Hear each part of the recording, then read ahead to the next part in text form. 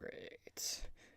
Yeah, it's like when we went to go live for Audio Berlin the other night, like Hmm. Twitch was having all sorts of like loading issues like right before showtime. It was making us nervous. Like it would like Of wouldn't load course. anything at all, so like all of the Twitch channels were just like a black screen. And I was just hoping like, okay, like I wouldn't care if we didn't have visual, but if we had audio, I would have just went with it. And just claimed that we were Just just been like, recording from the abyss. It would have been yeah. perfect. But alas, it was fixed. It would have been a good show. Doing it like that. Even if we had no cameras. I recorded my Star Wars podcast and my camera wasn't working. I'm sure I could have fixed it like fairly quickly, but I just didn't feel like it. So I just put a picture of a Star Wars character up, and that was me. Right. And then I just recorded my audio. Yeah, I mean we used to do that with Draven where I just had him as Reaper. Oh, see, there you go.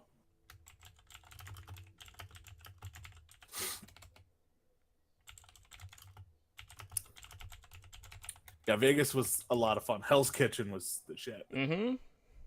I highly recommend Hell's Kitchen. Yeah, I haven't done any of Ramsey's restaurants in Vegas yet. What was crazy is like, yeah, you know the person wins and is the head chef there, Mm-hmm. but you in your mind you're like, okay, they're not actually Right, gonna that work. doesn't actually happen. We went there and legit the woman who won Mm-hmm. is sitting there expoing the food. Oh, nice. And they're like, and she'll stop and wave to you. She'll, if you want to take pictures with her, she'll take pictures. But like our waiter's like, yeah, she's here 6 nights a week. I'm Right. like, Damn. oh, wouldn't have expected that. All right. Let me go post in the places. Then we should be good. Yeah, cause I watched. I know he has a new show out on Fox where he gets like 24 hours. Yeah, it's kitchen nightmares, but in 24 hours. Yeah. So I watched those two. Let's see. Got that. Go to ours.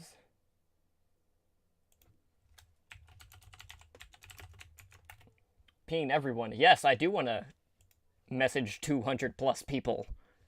Yeah, I mean, of course you do. Like, it's not like I'm just like using it all willy nilly.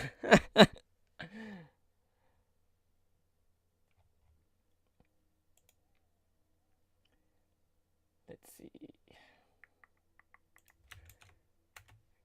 Go here, go here, go here. Post, post, post.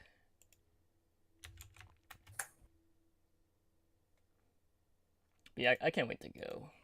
Like, it'll be interesting, like juggling podcasting on vacation. I don't know how much that's gonna throw me off. Um, but I mean, I'm okay with doing it anyway. I also highly recommend going to get a massage, or at least paying for the spa services for the day, because then you get like indoor jacuzzis, steam rooms, private showers, locker rooms, like all that stuff. It's usually like 20-25 bucks for the day. Oh, that's nothing. Yeah, if you would do the massage, it was for me, it was like 160 Okay. for a 60-minute massage. And then it also includes all that stuff for the whole day. Hmm. Okay. Okay, got that. Messages are out. Yeah. Make sure I got all the retweets. I got that. Alright. Close this. Can close this. Don't need that. And we have quite a bit of news tonight. Like, I thought it was gonna Mm-hmm. be like one of the slower weeks. And then like there was other stuff that I wanted to put, but I'm like, we're just focused on more of the tier 2 stuff on the back cap because there's a ton of contenders news that we Oh, aren't even yeah. touching.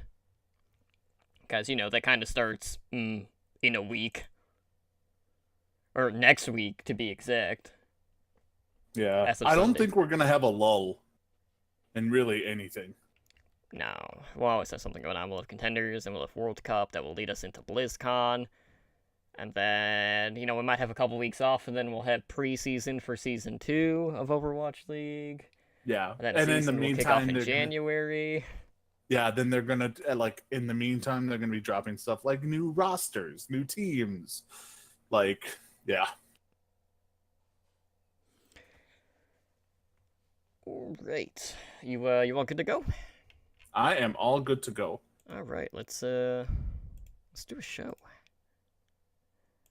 Okay, switch this over. Oh, there it is. Never mind. What's up? I was like, are we going to talk about the cryptic teases? I thought I saw. Yeah, that. it's gonna be at the end. Yeah. All right, let's start the show. Getting the Coolio. sounder right now.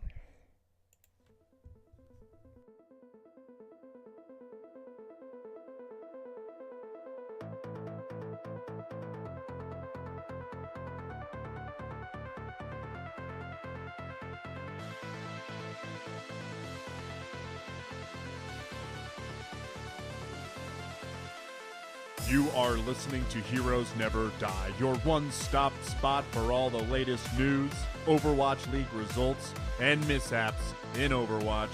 Here are your hosts, Totemly Drunk and Edinar. What is up, guys, and welcome back to Heroes Never Die, your one-stop spot for all things Overwatch. I am your host, Emily Drunk, and tonight on episode 117, we're going to discuss Tuesday's patch. Summer sales have hit the Blizzard Gear store. Scott Mercer dispels some matchmaking misconceptions. We got more Hero 28 teases, and so much more. It's definitely been a crazy week in the world of Overwatch, but before we get into the news and introduce you to my co-host, I just want to take a moment to thank everyone who is hanging out with us tonight on our live show over on Twitch, and of course, thank all of our repeat listeners out there. Of course, as always, I have someone here with me to help break everything down. Back with me is my co-host, the man who was feeling, a bit supercharged after his trip to Las Vegas. Edinar, welcome back, man. How are you doing tonight? I'm doing great. I did not make millions upon millions in Vegas, so that's a kick in the teeth. But, I mean, I'm back. I'm excited. It was a very rejuvenating weekend, and lots of esports type of things out in Vegas, which is very weird, but it's starting to become very popular out there. So, you can see it from the plane when you're landing. There's a giant sign on the side of Luxor. Esports arena. I'm like, all right, this works. So yeah, no, glad to be back. I missed last week. You replaced me with two other beards. Mm-hmm. So I'm just waiting for the podcast beard off to occur.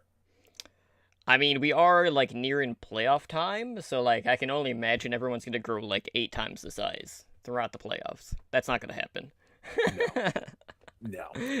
But, I mean, playoff season, and that is the thing, so there's growing beards at that time. But anyways, let's go ahead and jump into the news. So, yeah, if you were online this week, you probably might have noticed that there was a new patch that was deployed onto live servers on Tuesday. That is June 26th, and this is patch 1.25. So, we'll just do a quick rundown of everything that dropped with this.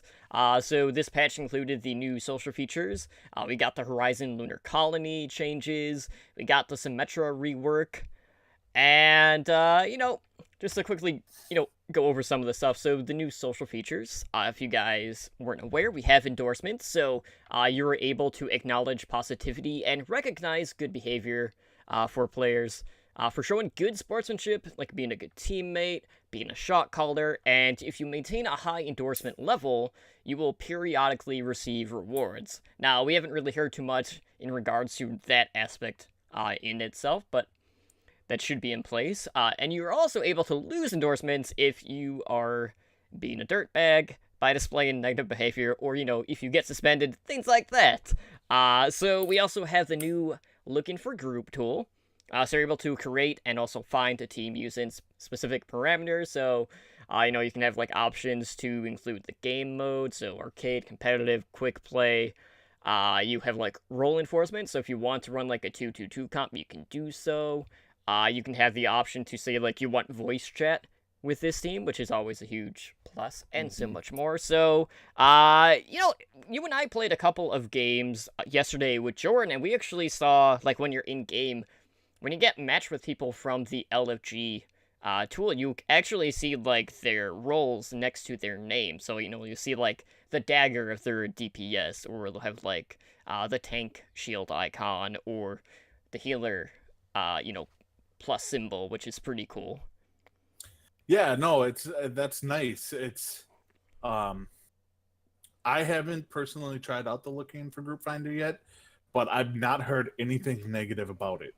Well, I've heard you had a fun time today with it, but not because you were in it, because the other people were.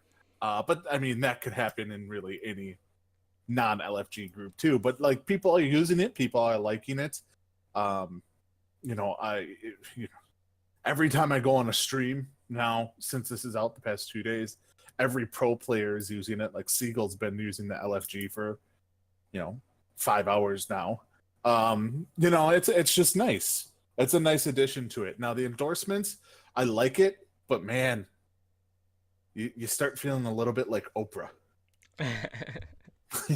like, oh, you get an endorsement, you get an endorsement, you get an endorsement.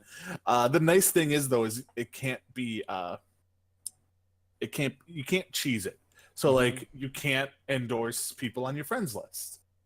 You can't endorse the same person. Like I tried to endorse Jordan twice yesterday. Well, you can't. It's like you endorse them once and you have to wait 11 more hours to endorse them. So it can't be cheesed. So, that's nice. I enjoy it. It's good. It's a very good alternative way to keep asshats out. Because those people just aren't going to be getting endorsements, and it's going to be obvious. Like, oh, this guy literally has no endorsements. Well, he's probably not the person I want to be playing with right now. So, and that's something you can do for the Looking for Group, is you can have a minimum level of endorsements to keep out those toxic players. So, I enjoy it. I think it's great for the game. Yeah, I mean, it's kind of nice. Like, everyone's trying to be better people, basically, when they are arguing up with people because of this system.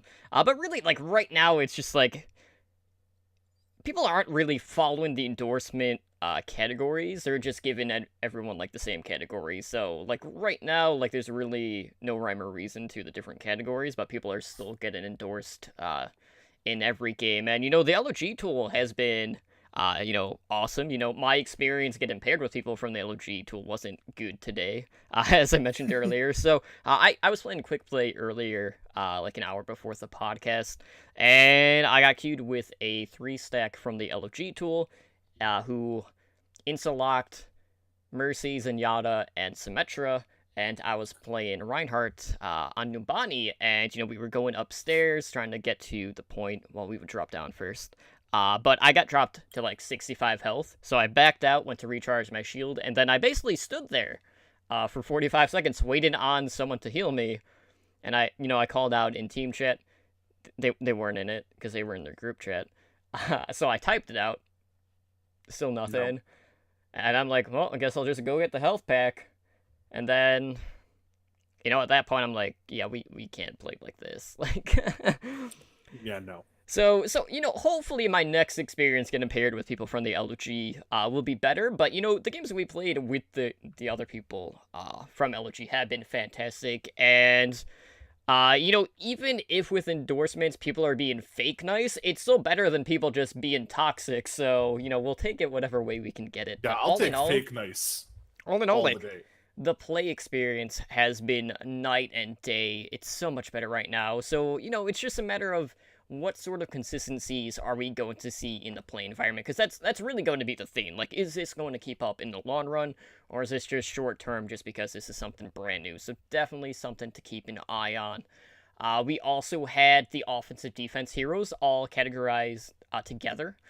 They are now listed as damage, so you may notice that the select hero screen is going to be quite different. We got the combat being able to be heard 25% farther away. We had the top 500 change where you need to have Blizzard SMS Protect enabled in order to get your rewards.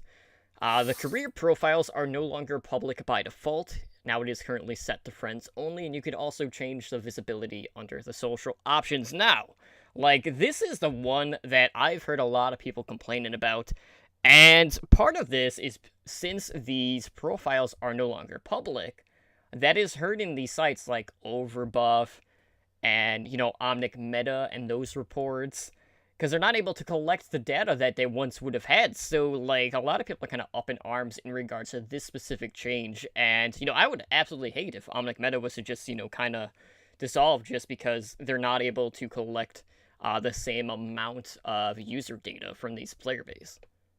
Yeah, I liked this when I first read it. I did not expect them to kind of force everyone to be private off the get-go. And I think that's the problem, because I mean, the majority of people, I'd say 90% of people don't care if it's private or public.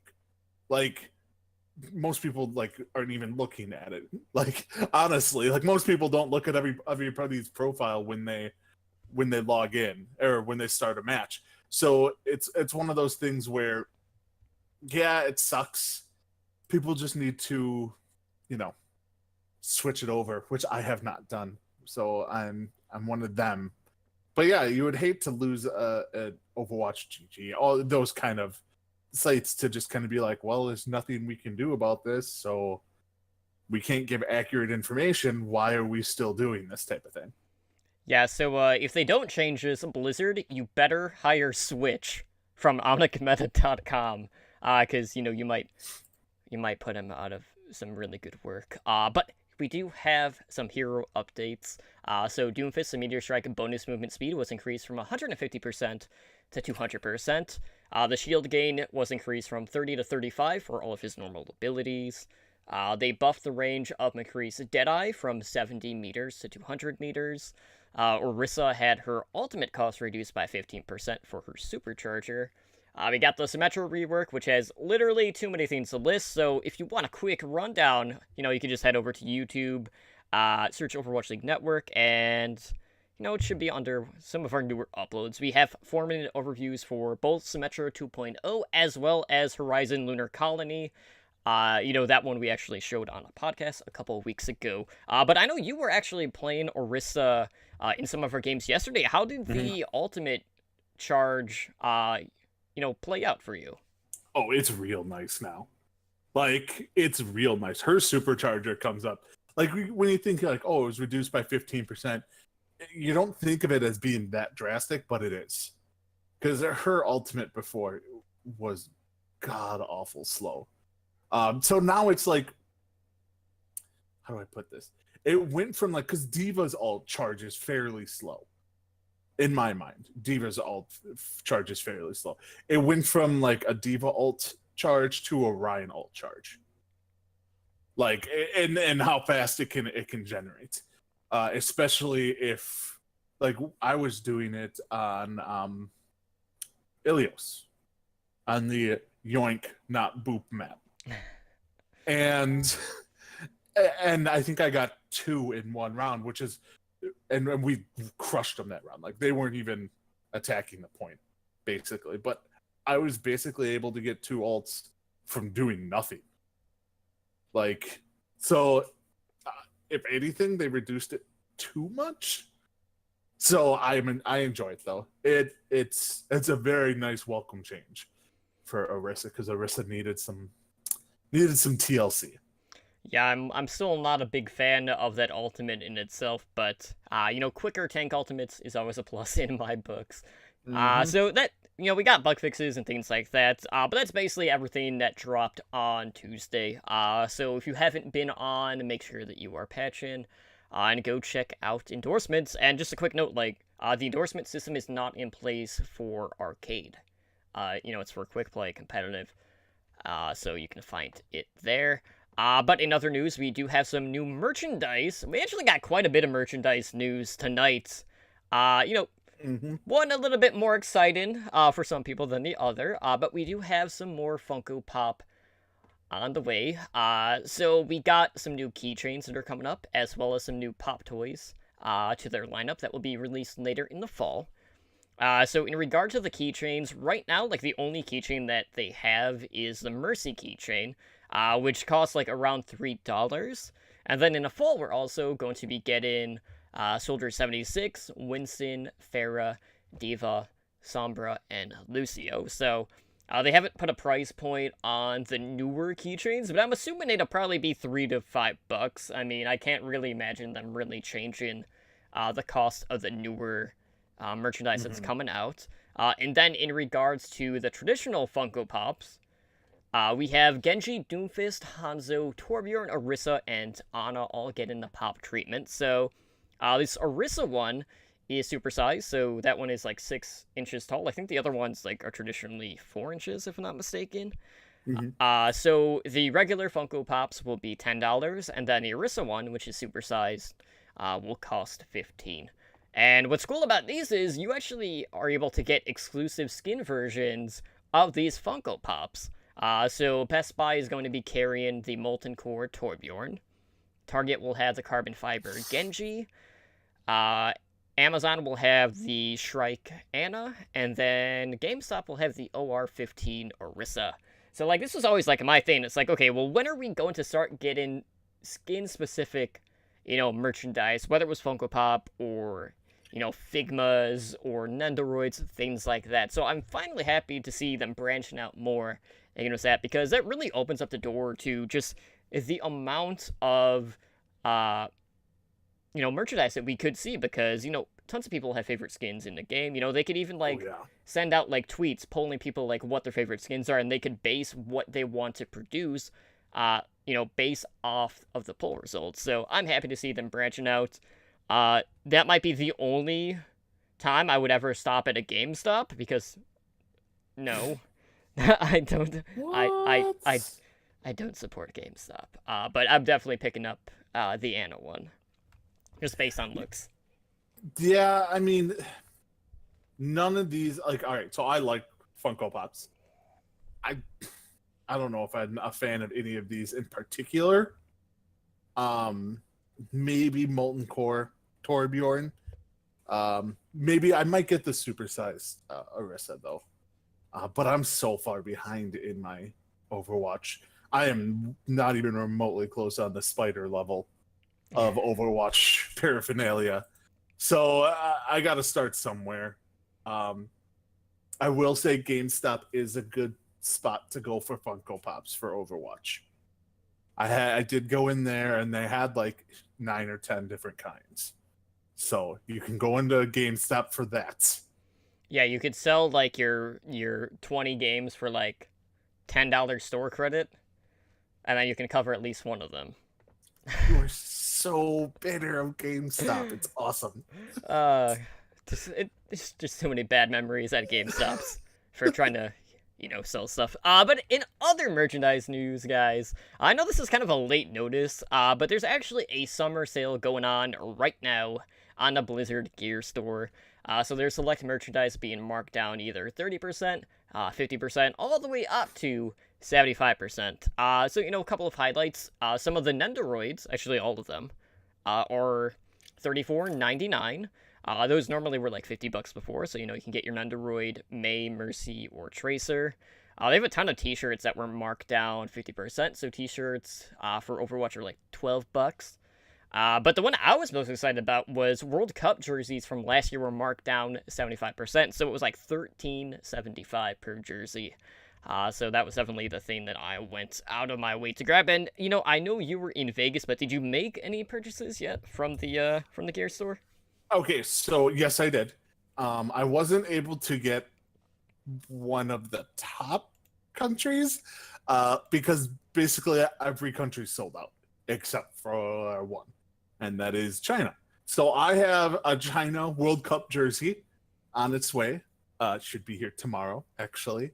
So I'm kind of excited about that because, why not? I mean, it's a World Cup jersey. But yeah, no, this sale was crazy. I wish I would have gone on and bought more stuff while I was out in Vegas. It's just, I was too busy gambling. So yeah, no, it was nice. There's some good Overwatch jackets and stuff like that they have on sale too. like the track jacket and the hooded jacket and stuff like that from Overwatch.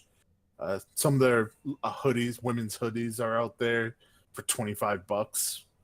So I mean, yeah, there's some good deals out there. Now, what ones did you get?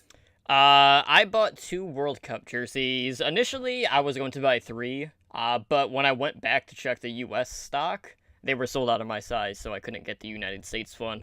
But the 2 that I picked up were Australia, who I loved watching last year. I mean, Blank Esports usually is the Australian team to represent that country, and I'm a huge fan of Blank Esports, so I definitely picked up. They were my first choice, and I also picked up Sweden, who is another very stacked country in regards to Overwatch talent. So those were those 2 that I got. I don't know if I'll pick up anything else. Like, if I were to buy a Nendoroid, now would probably be the time for me to get it, since they are, $35 as opposed to 50. But no, like I'm pretty good on Overwatch shirts, so I don't know if I need to buy any more of those, even if they are half off overall. But yeah, I mean, we're pretty late into the summer sale, but there still is quite a bit of like, I'm trying to think how to describe this. Some of the smaller stuff, like smaller ticket items. I know they have like some of the Funko Pops and like pins and stuff marked down as well. Pins, posters, lanyards, stuff like that. Yeah, so definitely check out the gear store, and they'll have like the summer sale on one of the drop downs, and you could even sort it by whatever percentage like it's marked down. So in other news, we have some changes that are kind of on the horizon in regards to a certain hacker in Overwatch, that being Sombra. So our dad and savior, Papa Jeffy Cap, praise him. He took to the forums to give us an update on Sombra. So he says that we have some changes going in for Sombra for the July patch. Most likely will show up on the PTR sometime next week or soon after that, and that they are pretty significant. Now, we didn't have an update to this story until, like, 2 hours ago. So it's important to note that Sombra has been a curious case, right, in her development cycle, because we've seen her buffed, nerfed, and then, she's gone from being, like, a semi-support to just being, like, Tracer Light, and then she's kind of back to being really buggy and kind of not very good. So just to talk about Sombra bugs for a minute before I go into the actual changes that we were updated. So here is just a few. And there's a laundry list of Sombra bugs. So her translocator can just phantom. It sometimes doesn't show the throw. The camera movement can be delayed after you use your translocator. Your hack can just fail for no apparent reason. Your hack can have a longer cast time than it's intended, and it can also switch targets mid-hack, and that's just to name a few. Like, this list goes on and on with the amount of bugs in-game of Sombra. Not to say that they always happen, but they are definitely there, to the point where I'd say it might even have been as bad as the Doomfist bugs that were getting patched very recently. But anyways, fast forward to 2 hours ago, we got an update from Overwatch developer Jeff Goodman, and he went into more details. He kind of said, like, okay, take this as a hint, but, like, this is pretty concrete based off of what he posts. He says that these changes started by seeing how far we could push the duration of her stealth and translocator abilities. As we pushed them out, it allowed her to play more and more as a scout or infiltrator for your team, and also allowed her more time to pick and choose when and where she popped out to ambush her enemies. So, Sombra has infinite duration on both stealth and translocator with these changes. And because of that, she needed to be able to destroy her translocator, so, before, like, it would often be stuck in some place that she didn't want to be. So you're now able to destroy your translocator by looking towards it and pressing the interact key, whichever you have that bound to. For console, who knows? I know PS4 and Xbox One players are having issues mapping the keybind for the teleporter. That was another thing that blew up on the forums and on Reddit, since they unbound the interact button when before it was tied to reload, so you could like double map it, and now you can't do that. So yeah, that's it's a pretty big issue. Interesting. Yeah. So also, they nerfed her stealth bonus movement speed from 75% to 50%. Obviously, 75% still felt pretty dang fast. And the big one, because you have infinite stealth, you can no longer contest objectives when you are stealthed. So all in all, like, that's some pretty drastic changes all in all. So I want to get your initial impressions without having obviously played this because it's still, only being in-house tested. What are your feelings in regards to infinite stealth? Because if you've been on Twitter in the past 2 hours, people, I'll say the pro players, I haven't really seen it from like the general community, but a lot of the pro players have been flipping the F out over this. It's okay. I don't think it's that big of an issue. What does infinite stealth really mean? Yes, you scout quicker and you can have more accurate hacks. That's what you get from it. That's truly the only benefit of it. Now that you can't contest, okay, that takes away that huge bonus there. I mean, she still does the same damage, still has to dive with the rest of the team. It's like it doesn't make that big of a difference. Now, obviously, it's a buff. Like, it's obviously a buff. It's to get more people to play her, but I don't think it's going to be as drastic as a lot of people think. The reduction in movement speed is actually kind of big in my mind, because Sombra used to be, okay, we need to quickly get back to the point to try and contest. Now, yes, you're going to get back there quicker than most normal heroes, but you're going to get back there slower than what you usually would have, for most points. So, yeah, this whole one thing they didn't address, which I'm assuming is you just click the stealth button again, but how does she get out of stealth? Like, does she have to take damage to get out of stealth, or hack to get out of stealth? I would assume it's if you take damage, if you fire, or just hit the stealth button again. Like, it would be a combination of those. Yeah, I think you would have to, because otherwise then they could never contest the point. Like, unless they actually hack. And so, I mean, I'm assuming that's it. But, what if it's not? I mean, we just don't know. But yeah, I think it's the normal, the sky is falling, oh my god, the sky is falling. And it's really not going to be that big of a deal. They've buffed Sombra before, and everyone's like, the sky's falling. She's still not played. I don't think this is going to change anything. I mean, I feel the same way with the Symmetra reworks. Like, everyone's like, oh my god, Symmetra's so powerful. Not really. Like, she's better, but she's not really that dominant. So this will just give her more playability. And this is another one, when she does come out Totem, you have to use your tactics of insta-locking Sombra and then switching at the last second so other people can't insta-lock Sombra. So it's like, people are going to play, not play her right, get frustrated, not go back to playing her. So I don't know. I think they're good changes. There's other things, like you said, that needed to be fixed more with her. And hopefully they do fix more than just this. I think these were just the... When you see infinite stealth, everything else kind of goes by the wayside. Mm-hmm. Like, you're just like,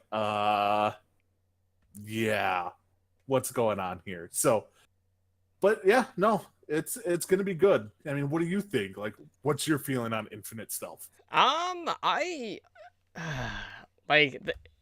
thing with me isn't so much that it's infinite, it's how exactly is this going to affect her playstyle? Like, I would hate for her to only be used as a scout where you're just not being as active, as like, a hacker or a shooter. The problem with Sombra is, since the game came out, Sombra has either been in one of two categories. A, she was either completely useless, or B, she was she was a little bit overpowered and people abused her hack ability. And now it's like, I don't know which side she's going to fall on. That being said, like, I'm not too concerned with infinite stealth. Not being able to contest objectives is absolutely huge when you're in stealth. But I do like the idea of being able to destroy your translocator, so I'm curious to, get a good feel for that. And, since you brought up Symmetra, as you had mentioned, like, something that I've been doing anyway, when I can, since everyone's been playing Symmetra and not really knowing how to play her, I was like, okay. Yeah, okay. Every game. Okay, I'm just gonna insta-lock Symmetra, and then I'll just change whenever the game starts. And that's worked great. It did. We won, like, every game when you did that. Yeah, so that's a thing. But, EMP actually takes down Symmetra's new ult, which is also important to note. But, Sombra right now is still pretty buggy, so keep that in mind. But I'm excited for these changes. I just want to see how it plays out. My only concern is just the playstyle and how it's going to feel. I don't want it to be too passive where I'm just scouting more than I'm actually being active, in a sense. So that's really it for me. But I don't think this is going to be, like, the sky is falling. But Sombra always seems to be in that knee-jerk reaction type category from the community. But that being said, like, when they did buff Sombra the last time, we saw, like, the tier 2 scene try to adapt this Tracer Light, as I had dubbed her, and really, there was maybe 1-2 teams that could play her well. Everyone else tried to make it work and couldn't. So I'm not too concerned when it comes to how good or how terrible these changes are going to be. But as always, it'll take time for people to adjust. Yeah. I do want to add one more thing. I just kind of popped into my head is she will be phenomenal for first engagement of fights. So she can go up stealth, get up by the other team, and literally just sit there and wait. And then, like, for instance, imagine going into a fight with a Reinhardt with no shield. And, like, she can do that safely. Like, be there in stealth and hack the Reinhardt right when the team wants to charge in. Like, so she's going to be a good at first encounter, like, okay, oh crap, we have no shield. What do we do now? They're all in our face. So I think she'll be good there. But that can be countered by good teams constantly, like, while they're waiting, firing their weapons all around. Mm-hmm. Like, Or here's a crazy thought. Maybe Hero 28 will have a flare ability that will unstealth people. You never Monkey know. Ball. Monkey Ball. I mean, yeah, you could have like, we don't know. Like, Torb's turret doesn't target Sombra when she's in stealth. Does she? No. Okay. I don't know. I don't play much Torbjorn, especially offensive Torbjorn. So I don't really get to see that interaction much. But I mean, yeah, you're going to start seeing people firing all around to try and catch that, to de-stealth that Sombra. So, but yeah, no. That's assuming at this point that they know that they have a Sombra. Mm-hmm. So that is worth noting as well. But in tournament news, obviously we got some more updates for the World Cup. The tickets have actually gone on sale for the group stages for the Overwatch World Cup. So the group stages are going to be held in Los Angeles, Bangkok, Paris, and Incheon, South Korea. So you'll have 6 teams competing in each group stage over a course of 3 days of competition, with 2 teams from each group advancing to the main stage to compete at BlizzCon in November. So in South Korea, this will be the first one up. This is August 17th, 18th, and 19th. They will be going up against Russia, Japan, Finland, Taiwan, and Hong Kong. Now, like, I'm excited about this group because, one, obviously South Korea's in it, and they're just going to try to bleed everyone out like they normally do. But Japan has always been really fun to watch. Taiwan, aka Chinese Taipei, is another Pacific team that has been absolutely fantastic to watch. And, Hong Kong kind of tries to adapt the Korea style as well. And Finland is pretty stacked in regards to their team. So, like, basically, you gotta look at it like this. Okay, so South Korea, they're making it. Who's going to be the second team to join them at BlizzCon? And, like, it's a toss-up, because Chinese Taipei always does really well, but this Finnish team is looking pretty damn scary. Yeah, I'm trying to pull up who is all on the Finnish team, or who was all on the Finnish team last year. There you go, Team Finland. Because, yeah, that's the team that I was just like, wait, what? All right. I actually have the updated list. Zappa's. Oh, okay. So what's the updated list? Okay, so they have to narrow it down still, but they have they've narrowed it down to 12. They need to drop 5 more. Okay, so for tanks they have Fraggy from Fusion, LH Cloudy from Team Giganti, who were they won contenders for EU. Flex they have Zappis from the Mayhem and RCK also from Giganti. DPS they have Linkser, Taimu, and Davin. Davin's from Giganti. Basically in every spot they have someone from Giganti. For, like, the Tier 2 side. For support, they have Big Goose and Maza. Maza's from Giganti. Flex support, they have Shaz, also from the Gladiators. Zupe, and Reapa, who is also from Giganti. So it's a pretty even mix. This is a team that had placed 4th in the 2016 World Cup, but they didn't make it out of groups last year. But all in all, like, Giganti is a championship caliber roster, which was interesting because this was a team that basically... all of their members got poached for the Overwatch League. Because they were, like, the kings of EU, practically. I mean, outside of Misfits, because Misfits were doing really good as well. And Davin was the only player from that championship roster that wasn't signed to the Overwatch League, and they were able to basically rebuild their roster by absorbing ENCE Esports, which was, like, basically, like, Giganti's, like, Finnish rival. They would always be the team to beat ENCE. So they basically just, like, brought them in with Davin, and then they just continued where they left off, essentially. Yeah, it's hard to not see Finland make it. Like, with that roster, it's hard to not see South Korea and Finland be the 2 teams that come out of this. Russia has a chance. Not much. But Japan, Japan, Taiwan, Hong Kong, well, they do play hard. I think overcoming... just the skill of the Finland team is just not going to happen. I'm sorry, it's just not. I mean, you have 2 of the best DPS players in the Overwatch League on that team. The only way is if the team does not compensate for suicide dive Fraggy. Like if the team's like, oh crap, he's at it again. Go. He's dead. Like if they just do that, then they could have an issue. But I don't see that happening. So I think South Korea and Finland are the ones to get out of this. Yeah, I can see that. I think out of all the teams outside of them, Taiwan's probably the wild card team, because that's always the team that's very explosive in their play. So looking at the next group, we have the U.S. group, which is going to be playing in Los Angeles, California. This will be September 7th, 8th, and 9th. And in our group, we have Canada, Brazil, Austria, Switzerland, and Norway. All right, so, Canada did pretty damn well last year. U.S., as we all saw, had lost to South Korea. They were facing South Korea before they did the redraw and still got South Korea. And, yeah, the rest is history from that point, because South Korea kind of... they lost a few maps here and there, but, they still won out in the end. So, Brazil is one of those countries that has always had a pretty stable, like, Overwatch community. I think it was, like, Brazil Gaming House that had been representing them.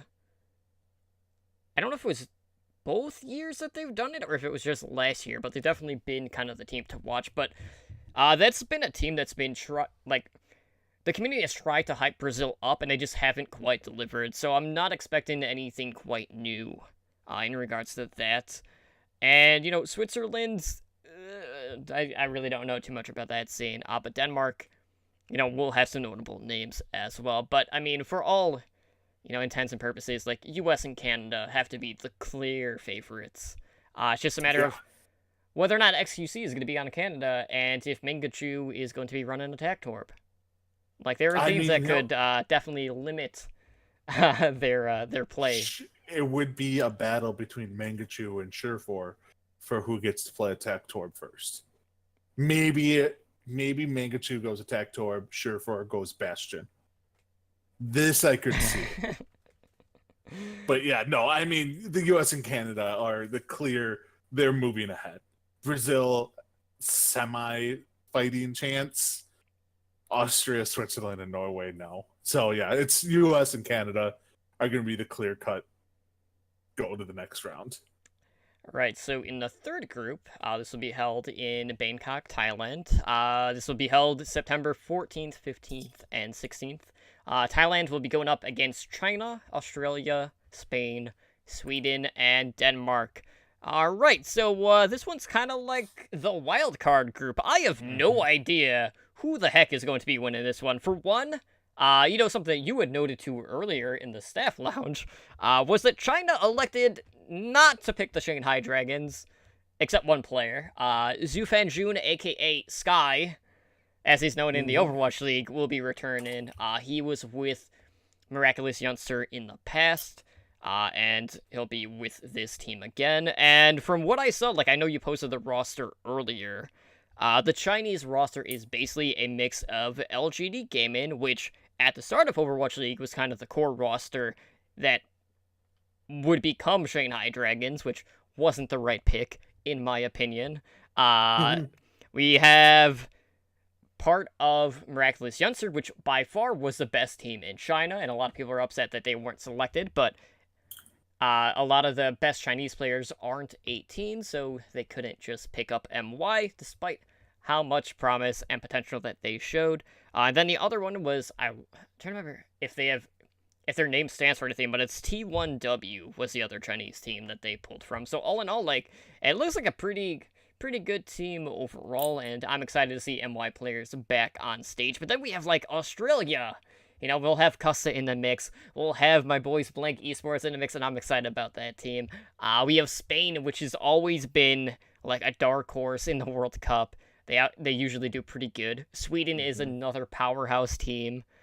And Denmark isn't anything to sneeze at either. So, across the board, I don't know who's going to make it out of here. This is a really close group, and I could honestly see, 3 or 4 of these teams taking it legit. There's no one team that I just look at and say, yeah, they have no chance. Because a lot of these teams are pretty good. Yeah, no, I mean, you could tell me any one of these teams make it out of this, and I'd believe it. If I was to put on 2 teams that are least likely to make it out, I'd say Thailand and Denmark are probably the 2 at the bottom for me. I do think, oh my God, I think it's between China, Australia, and Sweden are the 3 teams that I'm just all right, have fun. 2 of you 3 are going to make it. I mean, God, who's even on the Sweden team? I don't think they've announced. Who's on it previously? So you have Coco, Tavik, Chipsijin, IDDQD. That's a pretty darn good World Cup roster start right there. Zebasai's on it. Sweden I think would be my nod to go first. And then China. I would probably leave out Australia. I mean, it's hard to think that the that Blizzard would put China in a bracket that they wouldn't get through, because that's just such a huge market for them that they want to be China, just go. You're going to BlizzCon for honestly the viewership. But they also have, like you said, a really good team. So it's to me, it's going to be Sweden, and then between Australia and China. I think Spain, they were the lovable losers last year, I think, if I remember correctly. Everyone was cheering for them, but they kind of fizzled out early. I don't know. It's been a year, but I can't remember that far back. But yeah, no. Sweden, China, possibly Australia. Thailand has Mickey, so there's always that. He'll be happy. He'll be happy. He'll be playing Sweden and he'll get headshot by Taimu. Oh no, wait, no, never mind. Taimu's in Finland. I was gonna be like, then we could get Mickey to go Taimu. Mm-hmm. So, but yeah, no, this is the most interesting one out of all of them by far. Yeah, I'm gonna go out on a limb, and I'm gonna say China is not going to make it. And I'm a strong supporter of Australia. I think they'll make it. Sweden has always been very solid. The reason why I don't think China is going to make it is let's see how the Overwatch League played out, right? Like Shanghai went 0-40, and now you have to know that puts so much pressure on this national roster for China that we're like, okay, we need to show something.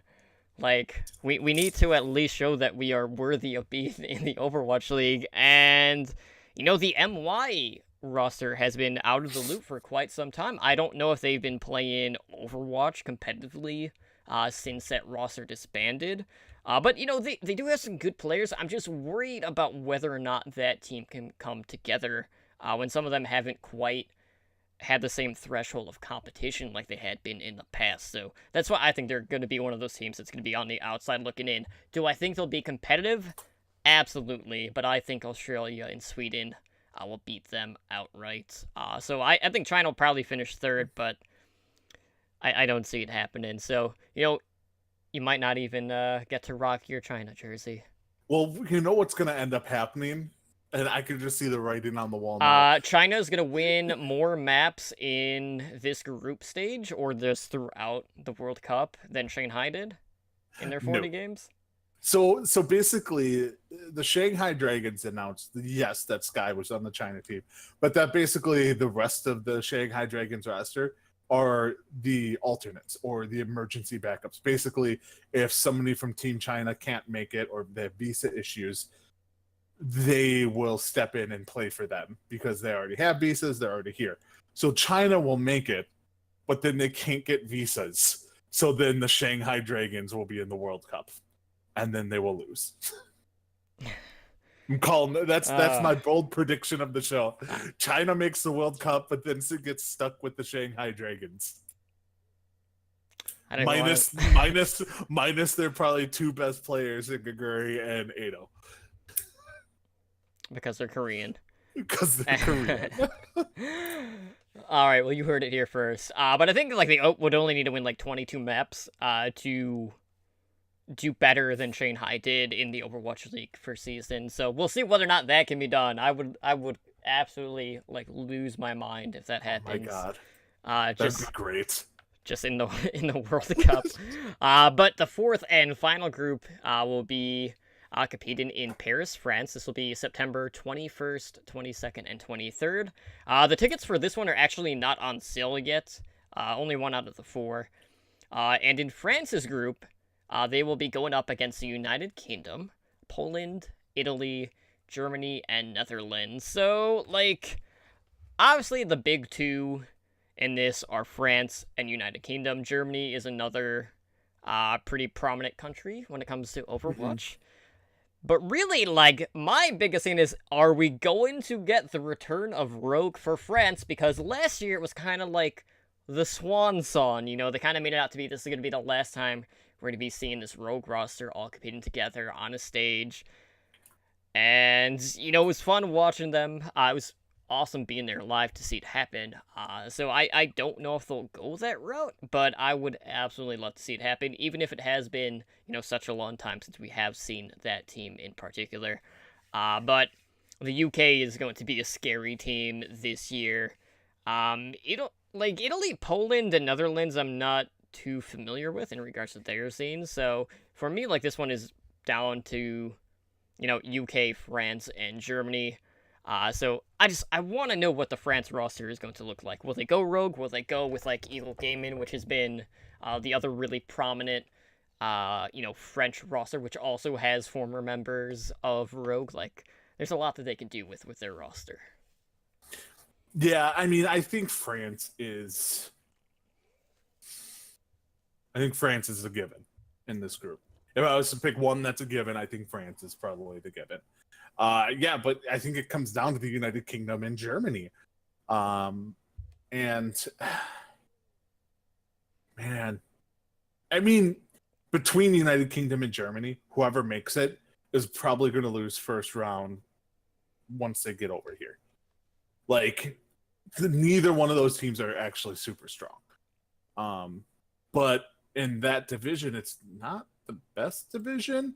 I mean, Poland, Italy, and the Netherlands are just kind of like, they're like, God, it's like Russia and Chinese Taipei and, you know, countries like that. Like, that's the level they're at. They need to be at the level above, and they're just not. But Germany doesn't have Internet Hulk this year.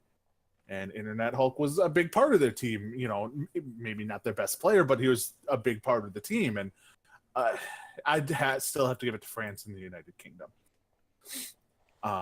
So yeah, that would be mine. I hope we get, you know, Team Rogue.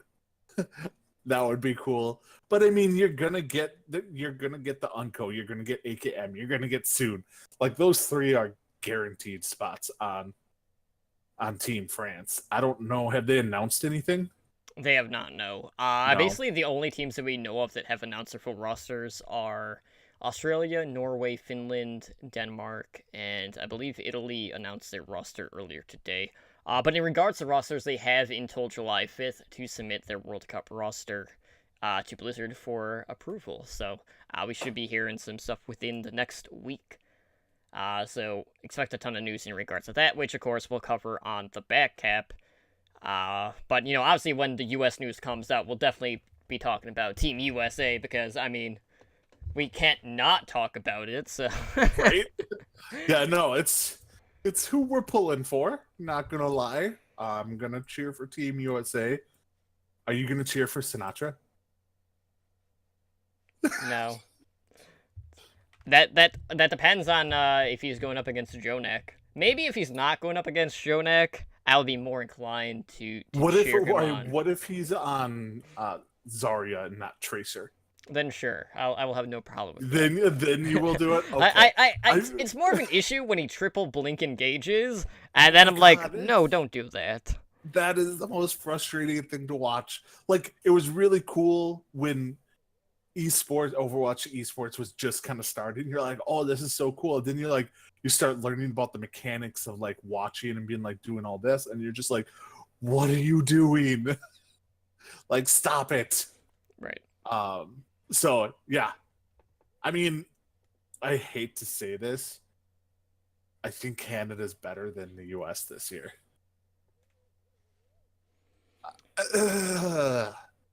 I mean, yeah. I'm going to be I'll be ecstatic if we get Elk and Sleepy for certain supports, because I think that will probably be top 2 in the World Cup for supports. Yeah. Second only to, you know, our esports overlords in South Korea. Yeah, I mean, you could even put Raucus in there. I wouldn't be too upset about Raucus. I wouldn't be. But you're going to get the Houston Outlaw tanks. Possibly. I mean, I would think that Muma and Cool Matt are probably the 2 leading candidates. Maybe Super. Is Super? Is he American or is he Canadian? Google, tell us. If only there was a site. He's American. He is. Okay, so all right, never mind. We can have him. It's just like DPS is actually not a real issue, but you're probably going to be with what, Seagull and Sinatra? Who knows? They might even do Seagull as a diva. You never know. Yeah, like I actually think that DPS is probably the weakest point of this team. But yeah, that is a discussion for another day. But Yeah. We'll definitely be talking about. Chances are, guys, we'll probably hear something within the next week. At the very latest, 2 episodes from now, we'll be rocking or just shaking You're our going to be head. hearing a lot about the World Cup in At that Team next USA. few weeks. Absolutely. So let's go ahead and move over to some of the topics that are being discussed pretty hotly by the Overwatch community. So first up, we got a pretty lengthy blue post from Scott Mercer in regards to groups and matchmaking. And when I say like a lengthy post, I mean wall of text like crit you for like 9,000 Like, this scene was Yep. lengthy AF, and I'm not going to read it all. I will give you the Cliff Notes version of said blue post, but there's a lot of stuff here. So obviously, as we talked about on Tuesday, we saw patch 1.25 that launched the looking for a group tool in Overwatch. And Scott Mercer took to the forums to kind of address the community in regards to how groups and matchmaking work in the game. He says that there are a lot of misconceptions about how grouping is handled by the matchmaker, as well as how grouping affects SR changes. Now, one of the huge things that he addressed was a misconception in regards to SR. Mercer says that competitive decreases... Okay, the misconception is that competitive decreases SR gains and increases SR losses when playing in a group, and that he says that there are no SR penalties based on group status. And then, he kind of went on with how matchmaking works quite a bit. He says that only 16% of the games are played with purely solo players. The most common match composition is a 2-stack paired with 4 solo players against another 2-stack and 4 solo players, and that makes up 28% of all matches. As a duo, 74% of your matches are against another 2-stack and solo players. 14% are played against all solos, and 8% are played against a 3-stack with 3 solo players, with only 4% being played against a 4-stack or more. And then, of course, we gotta talk about 6-stack, because 6-stack is very important to a lot of people. He says that 92% of matches are against a combo of other 6-player groups. So that includes a 5-stack with a solo player, a 4-stack with a 2-stack, a 3-stack with another 3-stack, and a 2-2-2. So, quite a bit there. But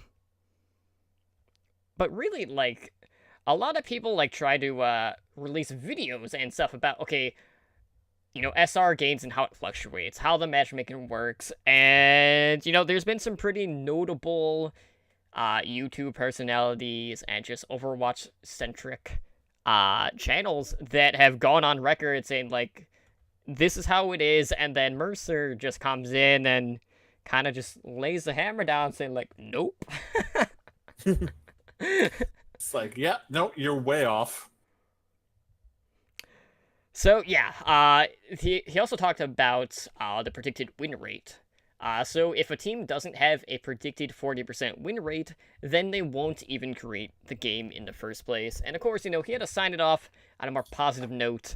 And I thought this was hilarious, telling people not to worry too much about SR. It's competitive. People are always going to fixate on that number. And to obviously use the LG tool, because that will help make playing games with other people awesome. And also to be good to one another. So all in all, misconceptions and matchmaking, were you in the boat where you felt like your SR change was different based on whether or not you were in a group as opposed to being a solo player? Yes, I thought I lost less and I gained less when I was in the group. Mainly because, how do I put this? So when I'm in a group, I spend less time looking at my SR, because as a group we'll back out, re-queue up, and I'm not going back and be like, oh, let me go check what my SR dropped.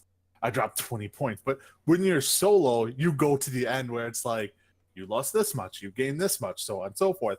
So, but at the end of the night, you're going back and looking and seeing what your SR is after group play, and you're kind of seeing the final end product, and it's not as drastic as you might think. And I think that played a factor into it. I mean, everyone thinks that the SR system is broken because it's not benefiting them.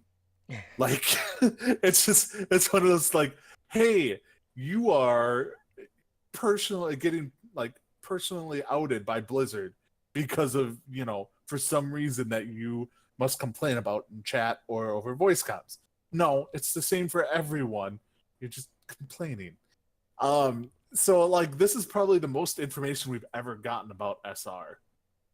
and the most in-depth that they've ever went, and dispelled a lot of rumors people think. I mean, this was very good of them. And I think he's actually right. Like at the end when he tried to be positive, I think actual LFG tool will help raise people's SR. I truly believe that, because you're going to be getting a lot fewer people solo queuing. Like solo queuing is the death of comp. Like, don't try and climb as a solo queuer. It's just not going to happen, and you're going to get frustrated and tilted, and so on and so forth. But now that they have a tool in game to help you look for a group, you can be like, okay, I know these people will communicate, so on and so forth. Let's try and do this, and then you make friends with people, you group up with them, and then you don't need the LFG tool. So, like, I mean, it's the same as in WoW. Really, like when they when they brought in the LFG tool for dungeons, trying to find a group without it before LFG was the worst thing ever. Like an hour looking for a team. Yeah, spamming trade chat. Spamming trade chat, getting inspected, getting told you're not good enough, like all that stuff. And then now they introduce the LFG tool, and then you start to meet people. Like I actually met my raid team in Kata through the LFG tool because I was running a dungeon with someone. Like that's what they kind of envision, I think, for this LFG tool. And I think that's really going to help people's SR. So you're going to start to see people slowly rise up in SR because of it. So, yeah, that's my feelings on this. I don't know. What do you think? I'm like I feel like the LFG tool as a whole is just going to elevate the game, just like across the board. I mean, really, like the big thing is if people are using this tool and just finding people to queue with, like occasionally, like this could eventually become a six stack for a lot of people because you'll find a couple of like-minded players, and then along the way you'll pick more people up. But like on a higher end, that might be where I get a little bit more concerned when you actually get to like a 5 or 6 stack, just because at that point you are going to be going up against obviously like another 6 stack. Bob, in regards to the SR system though, I see Bob's typing in our chat saying that sometimes that the truth hurts and people want someone to blame. Who easier than the SR system? So we are identifying the SR system as a whom. But yes, absolutely. He also says that learning to work as a teammate and not to be a carry helps you climb. At least it helped me a ton. Absolutely. And, hopefully with the LFG tool and people asking for mics, that is going to bring a lot more communication, not only for you, but for your teammates as well. You could have, like, a clear voice and direction, and that will definitely help a ton. Because, I mean, communication is key. This is a team-based game. So I'm excited to see how different Season 11 is going to be in regards to the introduction of the LFG tool.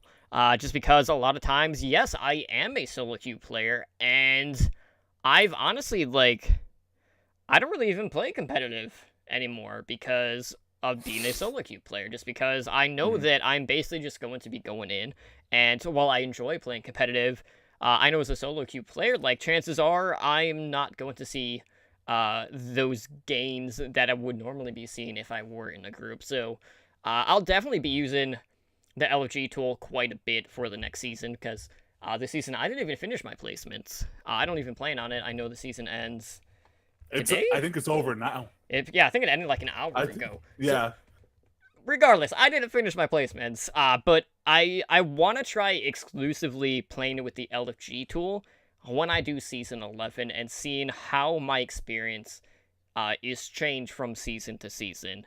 Because if this is going to bring me back into competitive, I'm going to be all for it. And if something can be curated in regards to having a stable group to queue with every week, that would be fantastic, because I'm always looking at getting back in the game, as my dog is going nuts in the background downstairs. In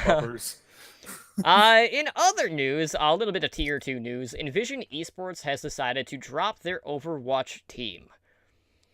So this comes a week before the next Overwatch Contender season, because Contender starts across the globe, starting July 1st. So this announcement came from the team owner, Artur Minakov, on Twitter on Tuesday, also patch day. And Minakov had expressed frustrations in regards to the treatment of Contenders teams who are not affiliated with Overwatch League organizations. And he basically says, like, he just has no support whatsoever in building up his Overwatch team. Now, in regards to Envision, this has been a staple Tier 2 team for over a year and a half. They had placed top 4 last season in Contenders in A, and their team captain, McGreevy, had confirmed that the players are planning on remaining together as a team. And, you know, here's the thing with Tier 2 and Path to Pro. So, over the course of the last year, we have seen countless teams disband because they were unable to get into the Overwatch League. And, you know, these academy teams that were introduced as a way of being affiliated with the Overwatch League, obviously, with Overwatch League being the baby for Overwatch esports, we do not know who is taking Envision's spot. I don't think it's actually going to their players. That's kind of how they did it in the past. Spin, if I'm not mistaken, in the past when a team had dissolved, they had like a window to sell their spot. The problem is, this owner only would have had like 3 days before the start of the season, and the chances of him finding a buyer and him asking, like, I think he was asking for like 25 grand for the spot. I don't see that happening. So I don't know if that means that they're just going to give whatever team would be going up against them a free win, or if they're going to try to bring up a Contenders Trials team, or something like that. Ideally, the players get the spot. So hopefully we'll get an update on that within the next couple of days. Hopefully even by tomorrow. I'd love to talk or have an update on it for the back cap. But right now, you know, there's no question the academy teams are more stable than these other esports organizations in the Tier 2 scene. And there's a definite need for, you know, reputable organizations to invest and flesh out contenders. Like, we need them. And Blizzard needs to do a better job at encouraging these organizations to stick around. And part of that has to do with the fact that in quite a few instances, there are teams not getting paid by Blizzard for these tournaments until months later. So a lot of these orgs are, one, not making any sort of profit, and two, like, they're just dissolving because of it. A lot of people are moving on, and they don't like the way they're being treated.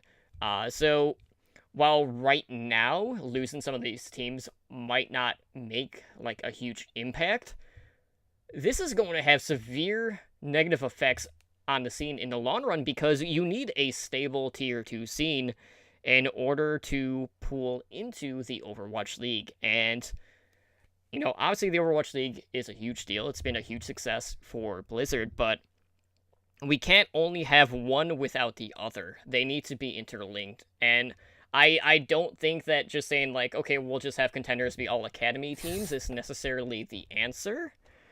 But these teams that aren't getting affiliated with Overwatch League need to get some more limelight. They need to see a little bit more love. And I don't know what the answer is to that right now, but it definitely feels like a lot of these organizations are feeling alienated by Blizzard.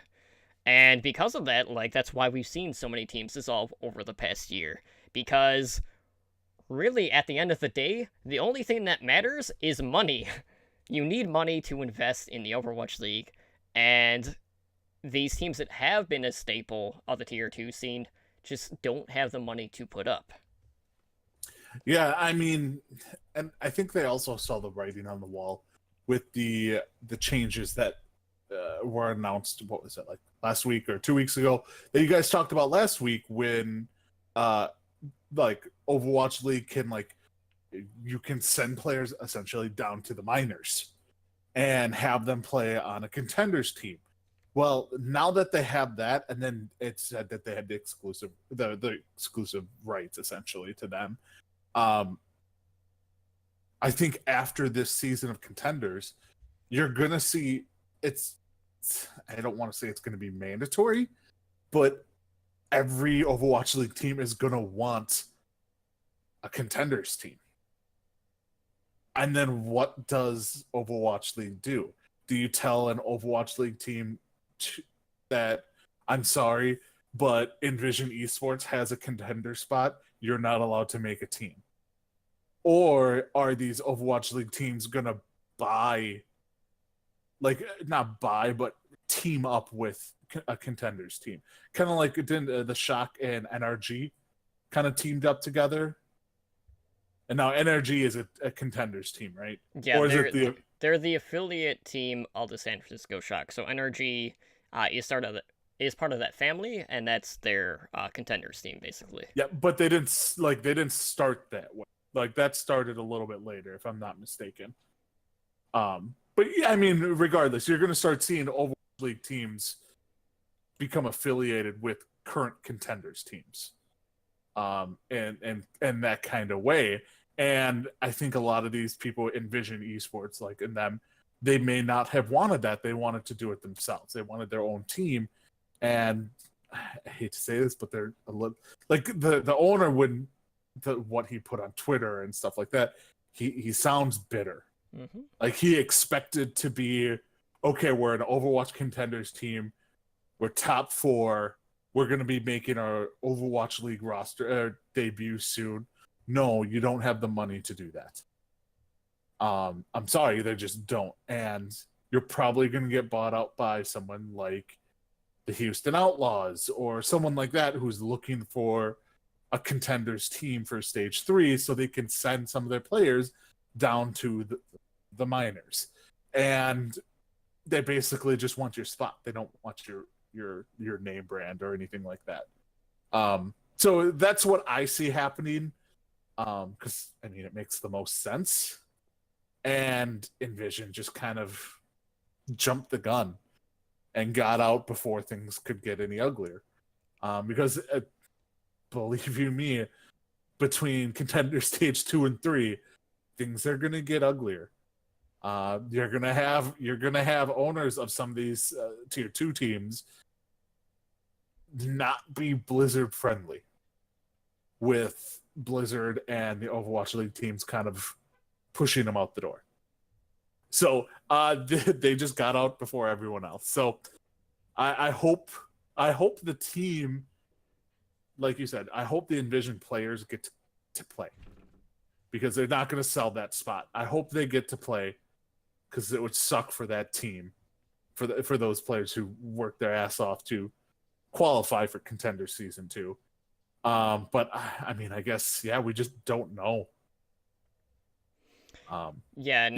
It is worth noting, like, I mean, through Open Division and even Contenders, like, we have seen teams that just don't have an org behind him competing still. So I'm hoping that's the case. I really want to see Envision, or at least just their players, still competing.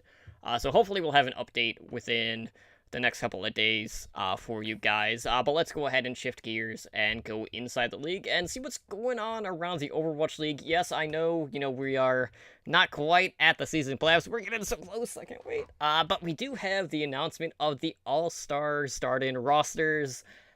So we had over 55,000 fan votes for the voting for the starters. So for the Pacific Division, we have Fisher from the LA Gladiators and Kagiri from the Shanghai Dragons as their tank duo. For supports, we have Custa from the LA Valiant and Ryu Jaehan from the Seoul Dynasty. And DPS, we have Fleta from the Seoul Dynasty and Seagull from the Dallas Fuel. Alright, so, we got a 2-2-2 comp, right? So we got a main tank, we got an off tank, we got our main and flex support.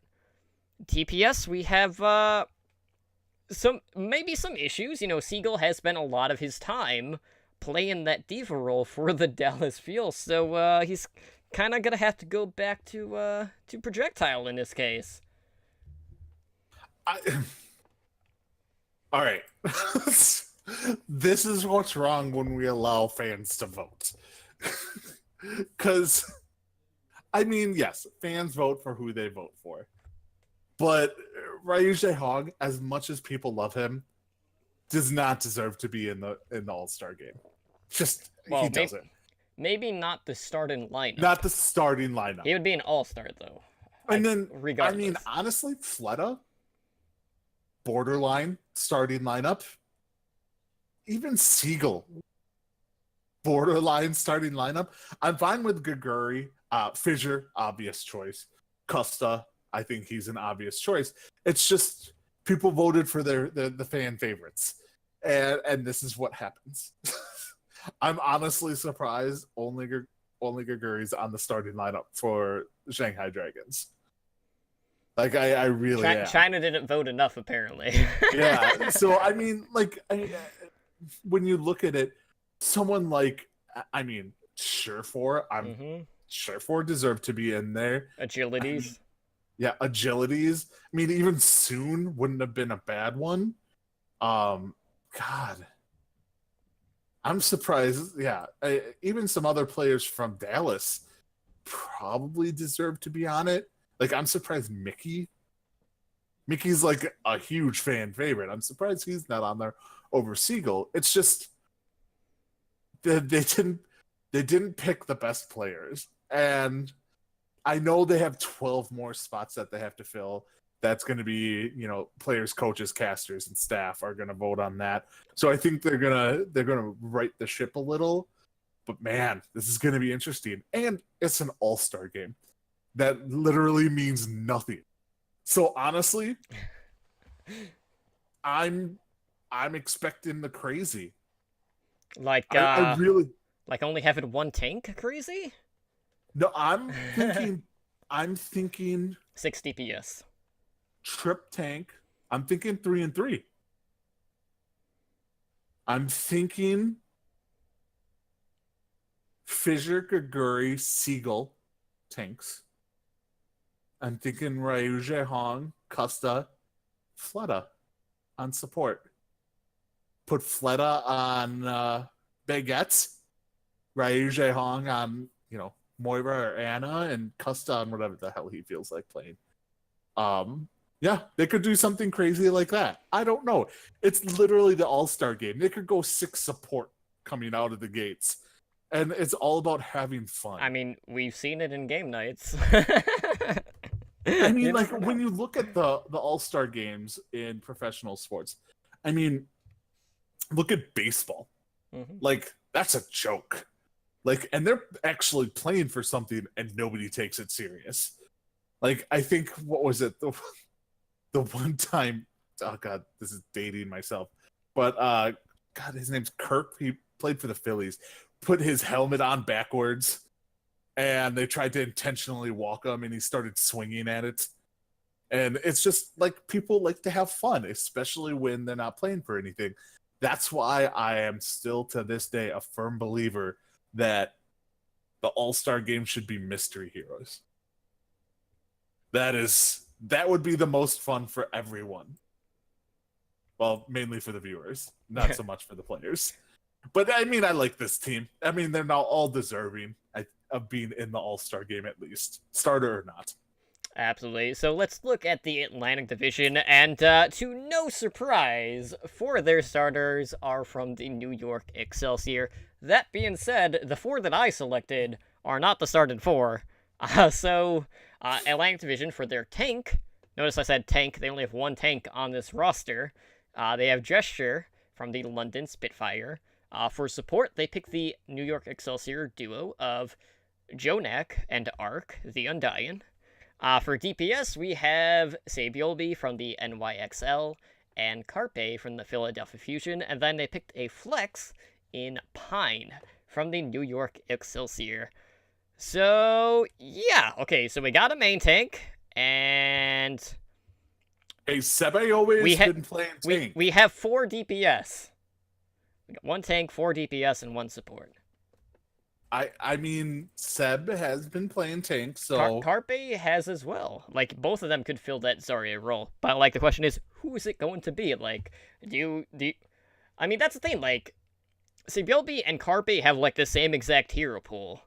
So I wonder if it's just going to be, like, okay, well, who's feeling it in the moment, and that's who they're going to going to work with. But either way, like, I'm kind of torn on Pine being in the starting lineup. I would have preferred to see Libero in that spot if they were I don't going think another Pine DPS. deserves to be a starter. But like, the shocker was that neither of the NYXL tanks got in. I for sure thought Mecha or Mono would make the cut just based off of the season that they've had, but neither of them are on there. But I can almost guarantee like the majority of the NYXL roster is going to be in these 18 players for the All-Star game. It almost has to be.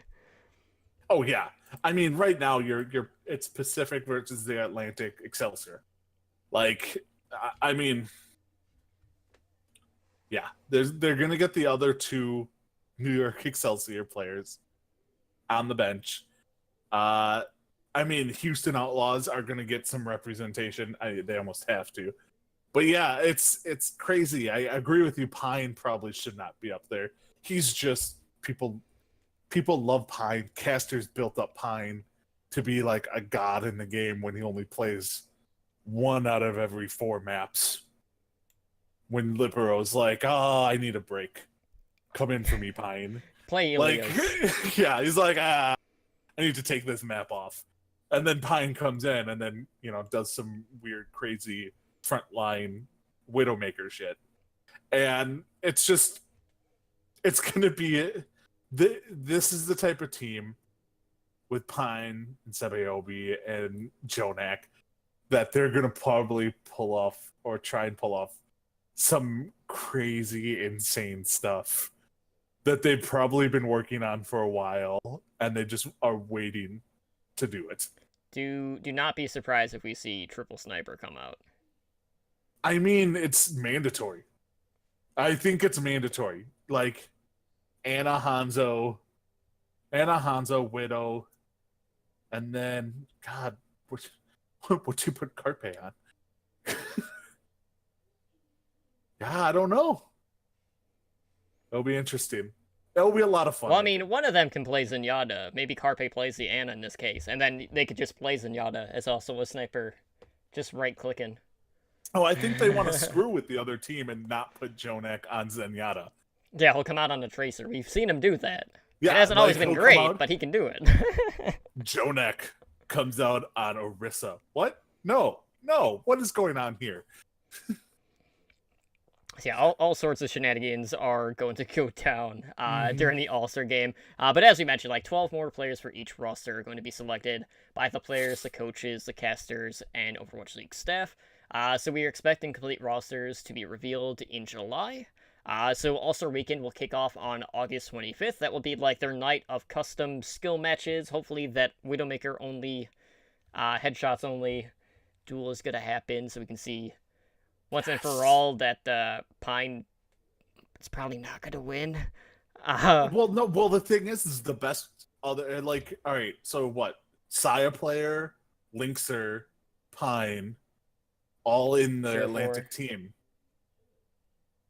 Yeah, it'd basically be like Surefour versus Pine.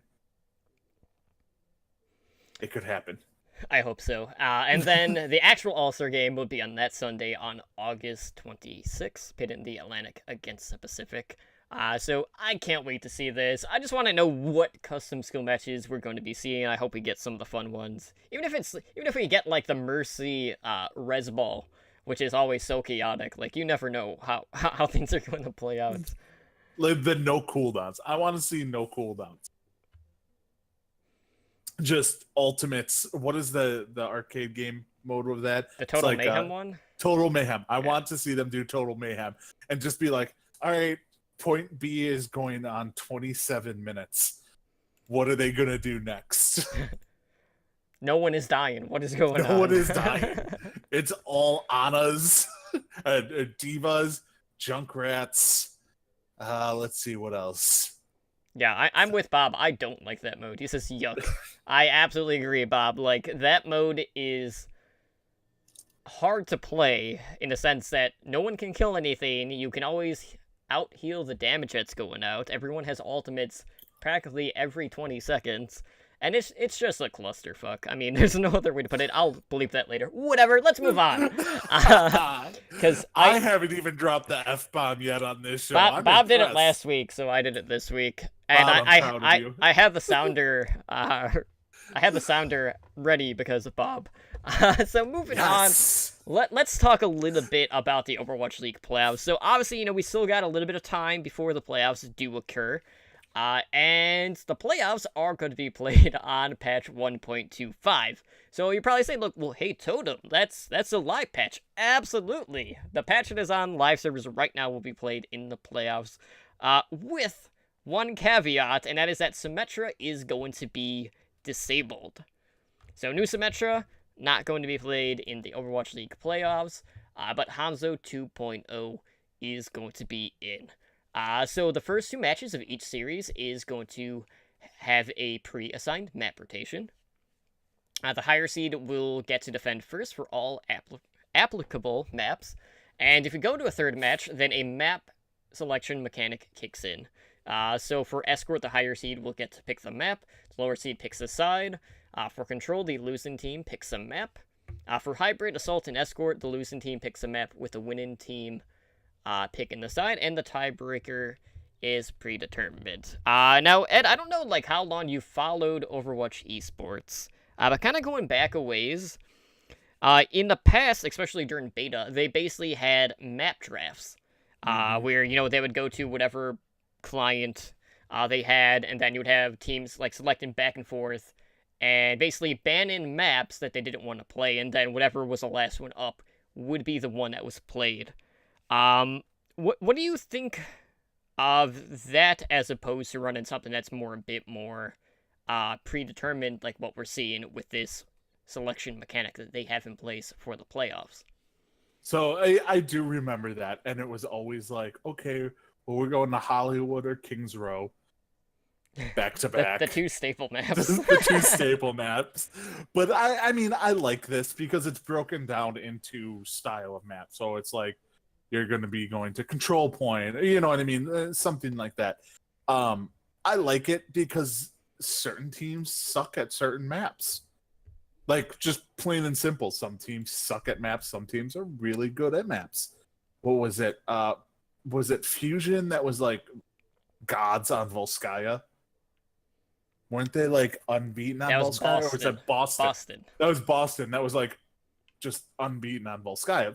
So obviously, if they lost and they get to pick a map, they probably want to go, if Volskaya is an option, they go there. So it will add a sense of strategerism. Yes, strategerism. And it will be fun. I mean, hopefully it doesn't take the 5 minutes.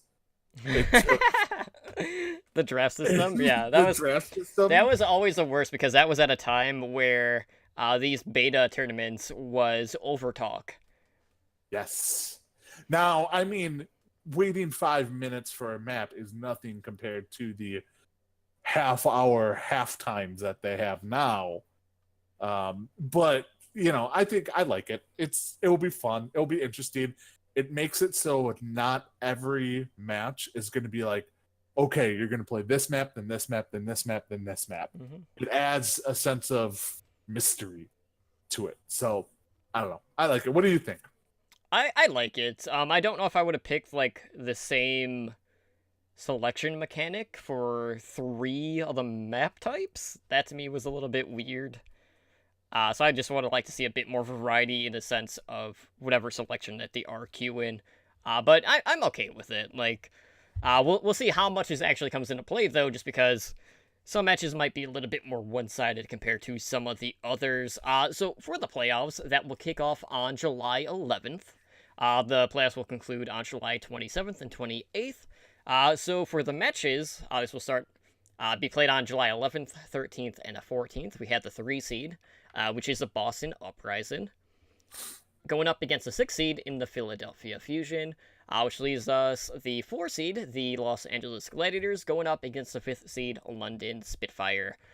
So semifinals will take place the weekend of July 18th, so that's the 18th, the 20th, and the 21st.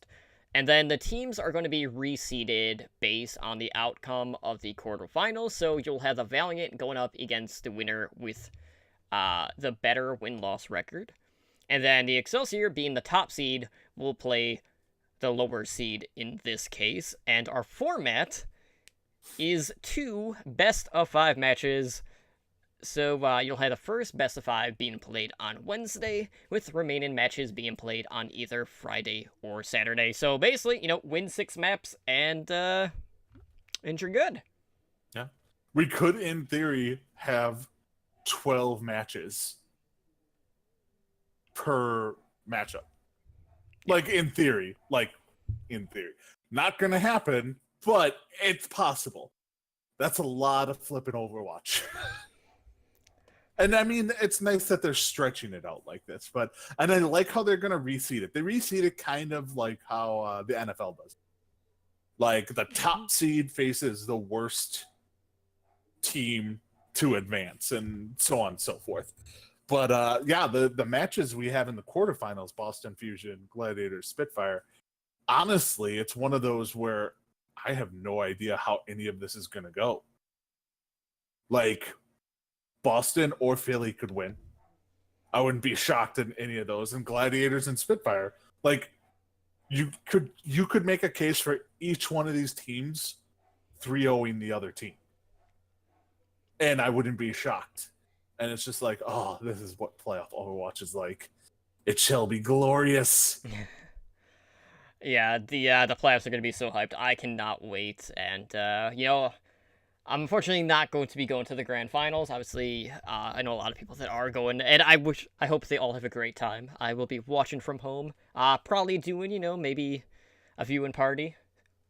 Mayhaps, over on the Discord. But we do have some roster news in regards to Overwatch contenders from former Overwatch League teams?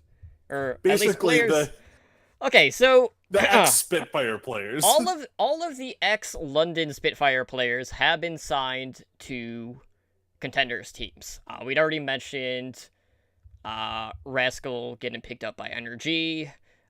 It was Hureg being picked up by Runaway for Contenders Korea. So in other news, we have the other 3 players that we got to talk about. So XL2, which is New York Excelsior's affiliated team, they went ahead and they signed Tizzy and Wuhail. So as we mentioned, Tizzy was the only former Spitfire player that did not see any play on the stage for the Overwatch League this season. And this basically, this news came recently after XL2 had released one of their flex players in Midnight earlier in the month. So if you didn't follow Contenders NA last season, XL2 had advanced to the Contenders playoffs, but they had fell short to a team that we talked about earlier in Envision Esports, and they lost that series 3-2 in the quarterfinal. So yeah, they finished, kind of at the top, but then they had an early exit. And then we also have Hagopen also getting signed, but he will be going to Mayhem Academy. Obviously, that would be the Florida Mayhem affiliated team. And, with that is all of the former Spitfire players finding new homes. And I know Mayhem Academy made a ton of other roster additions. They picked up Milky Man, they have Shax, Krems, Paintbrush, Apply. And that Academy team is set to join the Mayhem at their training facilities in Burbank within the next couple of days. And like XL2, they also saw an early exit in the Contenders playoffs as they fell to the eventual champion, Fusion University, which is the Philadelphia Fusion Academy team. And Mayhem Academy got swept by Fusion. So all in all, we were always curious, well, who's going to pick up these players? Is it going to be a normal Contenders team? Is it going to be an Academy team? And for at least 3 of the 4 cases, it is going to an Academy team, which does give them the option to become 2-way players for this upcoming season. Yeah, I mean, all right, so for starters, a new Overwatch League's team is going to come in and be like, can we just sign the whole XL2 roster? Because if I've learned one thing about the Overwatch League is whoever doesn't actually play for the London Spitfire turns out to be really good. I mean, you had Rascal, who, when he was with the Fuel, was good. Just personality. Personality is not right there. And I mean, So XL2 has probably the best blue chip prospect in all of contenders in Flower, I'd say. If he holds up, and if he's not playing Tracer. Yeah, and the thing is I have a question about this, and you'll be able to answer this. Okay. What the hell are they gonna do with Flower? Like right now, Flower on New York Excelsior does not get played. Like he's the 4th DPS behind Sebeobi, Libero, and Pine. Like in all honesty, Flower is something, and this is like the fantasy player in me. New York could get so much young talent from another team by trading them Flower for support players, tank players. You know what I mean? Like they're so stacked at DPS. Flower they could trade away, but right now he's not on the starting team for New York Excelsior next year. And that baffles me. That's why I'm like, XL2 is just building a monster tier 2 team that's going to be better than the majority of the Overwatch League teams. I feel like for New York next season, there are 2 ways to go.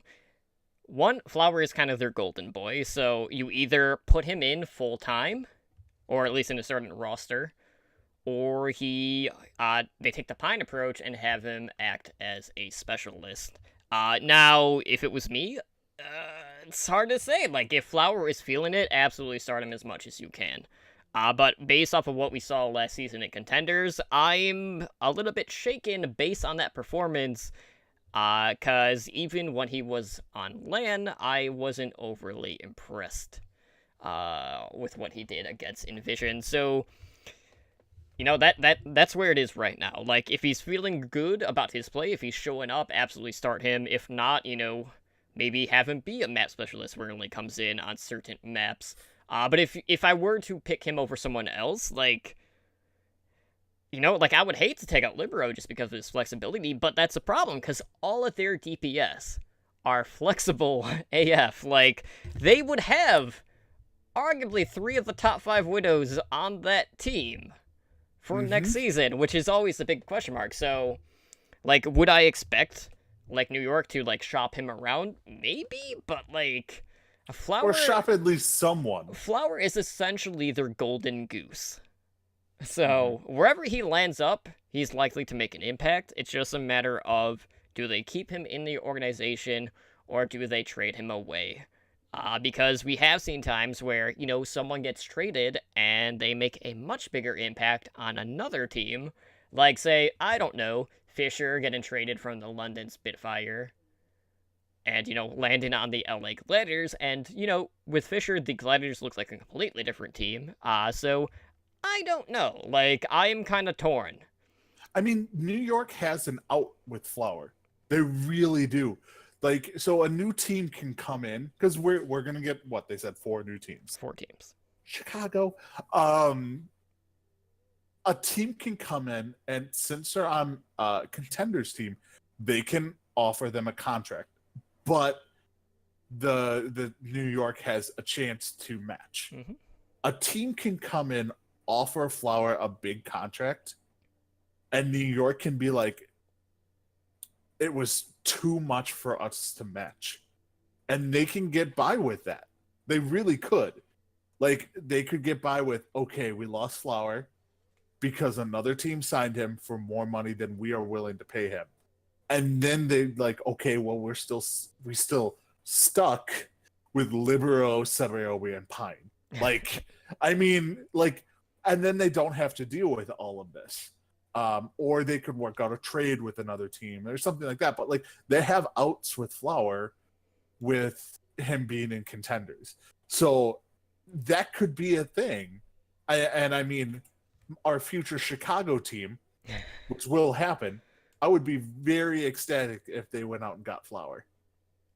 I'd get his jersey day one.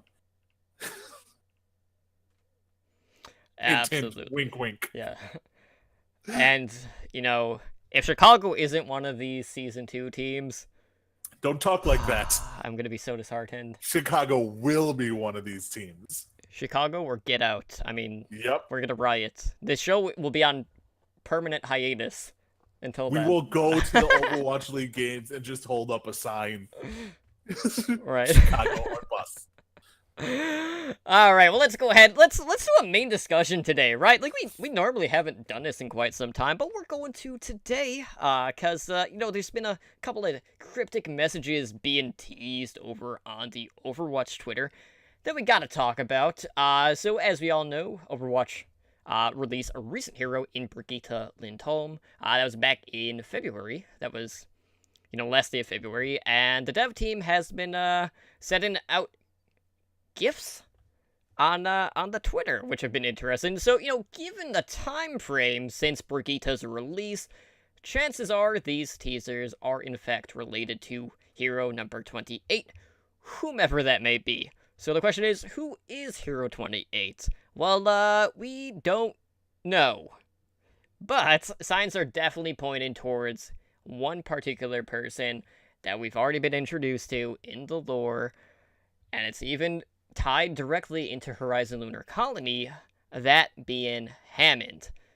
So, quick overview on Hammond, right? So Hammond is essentially like the other gorilla that was unaccounted for during the Horizon Lunar Colony uprising, aka the Moon of the Apes. I would say planet, I mean, close enough, whatever. The other one was Winston, which we already knew, and Hammond had went missing before the animals had revolted. With the Horizon update, which, check out our 4-minute overview, it had suggested, I can't talk, it's been like 2 hours, that Hammond had launched himself off of the moon in an escape pod that was attached to Winston's escape pod. And we saw like a blueprint in Hammond's room that basically like laid out his escape plan. So the first image had like a ton of posters on a wall. I don't know if it was Kane's Row or Rialto. It was basically like an alleyway. And there were like a ton of posters. Some of it referenced the moon colony. It also had a picture of a monkey. There was like a Junkertown picture talking about the scrapyard. So, you know, some of these might be red herring, some of them might not be. You know, Lucia was up there too. So, you know, that might have been previewing the, you know, upcoming return of Lucia Ball, which is more than likely going to be in the Summer Games again. So, you know, it might be, like, peering a little bit into the future. So, I mean, it's either going to be Hammond or something related to the Junkers. Yes. So... yeah. Yeah, we also got a second GIF on Twitter that showed a dark-colored spear that was, like, basically rolling through this alleyway. That could very well be the escape pod that Hammond had used, or who knows, maybe that's something that's controlled remotely. We don't know, but it definitely, I mean, it's Super Monkey Ball. I mean, what else could it be? Yeah, it's hard. All right, if this is Hammond, then hardcore Monkey Ball. Like, there's no getting around it. Like, the references will be out there. People will be saying it. They'll say it on stream in the Overwatch League, so get used to it. But it's Hammond or the Junkertown Queen. It's one of those two. In my mind. Like, so like in the Junkertown Queen theory that was part of this, is they made some good points. So like, all right, everyone's like, oh, the silhouette of the Junkertown Queen in the poster on the right. That's not that big of a clue. The big thing to me was they removed the Junkertown Queen's voice from the map. And people are pointing out that this is because when you're on a map with Junkertown Queen, having her map on the voice and having her in the game could be confusing. Which it could be. Like, having her speak in the map and having her played are confusing. Now, if I was a gambling man, which you I are. was in Vegas, I totally am. I still think it's Hammond. I think that is the escape pod that is rolling across. Something of that nature. I don't think this is Junkertown Queen. I think Junkertown Queen is big enough at this point for a BlizzCon reveal over Hammond. But yeah, I'm going Hammond on this one, and I think he's like a giant rolling ball like that. There's no way this isn't a tank. Like there's no way this wouldn't be a tank, because it's obviously is that a healing rolling giant ball of death? No. And it doesn't look like any form of DPS move I've seen. So yeah, I could see it being Hammond, being a tank. We need another tank. We need another off tank. Yeah, off tank especially. Like, I mean, honestly, I'll take any tank at this point. Just not a barrier tank. Yeah, do not give us another barrier tank. I'm sorry. I'm so sick of people being like, we need a barrier. We need a barrier. No, you just need to learn how to avoid getting shot in the face. Like, there's differences. But yeah, I mean, this will be a good one. Off tank that doesn't fly is a good thing. So yeah, I like it. I'm all for it. I'm glad. I think I said 2 weeks ago we should start seeing stuff for the new hero sometime around now, and we'll probably get the new hero announcement next week, maybe the week after. 2 weeks at least. Yeah, 2 weeks. I can't see it going on longer than that. So I'm excited. Yeah, because chances are whatever this hero is going to be is going to drop probably along with the Sombra changes on the PTR. Yeah. Now, a dark horse, I will say, is let me get the exact name. The dark horse for it is Droidekas from Star Wars. I mean, so it's the rolling droids, right? That when they pop up, they have the barrier around themselves and they're shooting guns. Right. Like, everyone's seen them. Star Wars Episode 1. They're all over the Clone Wars. If you have not seen the Clone Wars on Twitch, on Netflix, the hell's wrong with you? But, I mean, it could be Droidekas, and we could have a crazy crossover event. No? No? Is that a little too far out there? My big question is, okay, so they're in these posters, right? Like, obviously we see, like, obviously Lucio could be a hint at Lucio Ball coming back. But what the hell does Hammond have to do with Junkertown? Does he land in Australia? Is he the Queen's, like, champion in the scrapyard? Because, like, that's, like, the other thing. Like, this could be, like, one of the Aussie residents being the champion of the scrapyard that could be coming into play. But, like, you know, there's been, like, theories about, like, Maximilian, who was introduced during Doomfist comic Masquerade. He's the one that took over when Reyes had killed Talon's leader, who was Antonio at the time. And, you know, just based on that death ball, it seems very unlikely. And speaking of which, like, if this actually is a hero and the hero is the death ball, that can be definitely the definition, right, of actual death ball. Like, you can just mow through people.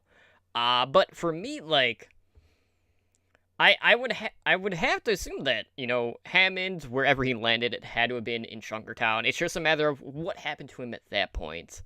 Was he brought in by Queen? Maybe he's Queen's lackey. Who knows? I feel like there's some sort of connection between the two, though, because, like, they wouldn't just put that scrapyard poster there for no reason.